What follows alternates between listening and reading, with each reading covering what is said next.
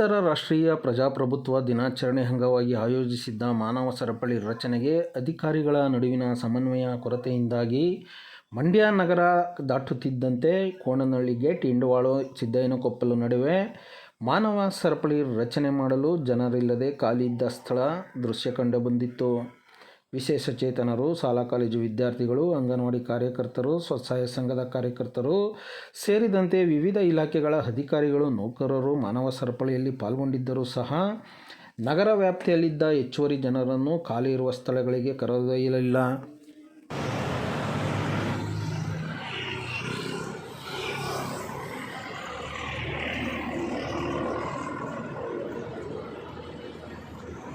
ಕಾರ್ಯಕ್ರಮದ ಪಟ್ಟಿಯಲ್ಲಿದ್ದಂತೆ ಅಂತಾರಾಷ್ಟ್ರೀಯ ಪ್ರಜಾಪ್ರಭುತ್ವ ದಿನಾಚರಣೆಯ ಸಂದೇಶಗಳನ್ನು ಮಾನವ ಸರಪಳಿ ರಚಿಸಲು ಸೇರಿದ್ದ ಜನರಿಗೆ ಮಾಹಿತಿ ನೀಡಲು ಯಾವುದೇ ವ್ಯವಸ್ಥೆ ಇಲ್ಲದೇ ಇರುವುದು ಕಂಡುಬಂದಿತ್ತು.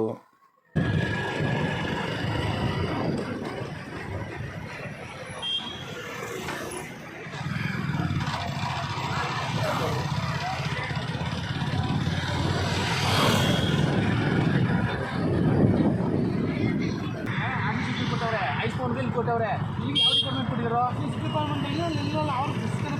ಆಫೀಸಲ್ಲ ನಮ್ಮ ಸ್ಕೂಲ್ ಮಕ್ಕಳು ಇಲ್ಲಿ ಕೊಟ್ಟವ್ರು ಗೊತ್ತಾ?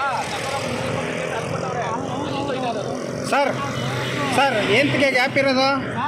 ಎಂತ ಗ್ಯಾಪ್ ಆಯ್ತಲ್ಲ? ನಿಮ್ಗೆ ಆದೇಶ ಕೊಟ್ಟಿಲ್ವಾ ಪಂಚಾಯತಿಯವ್ರಿಗೆ? ನಿಂತದಲ್ಲ